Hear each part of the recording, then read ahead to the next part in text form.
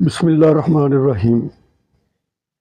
انسان کا جسم کمزور ہو جائے تو اسے فوراً پتہ چل جاتا ہے، لیکن باطن کمزور ہو جائے تو انسان کو اکثر محسوس نہیں ہوتا۔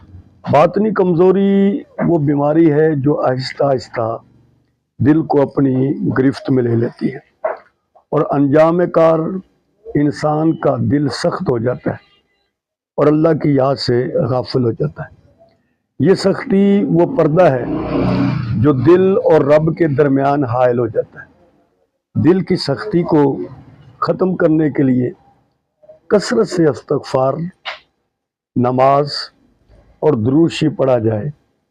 جتنی کثرت سے استغفار کیا جائے گا، نماز کی طرف متوجہ ہوں گے، درود شریف پڑھیں گے تو انشاءاللہ دل کی یہ سختی ختم ہو جائے گی۔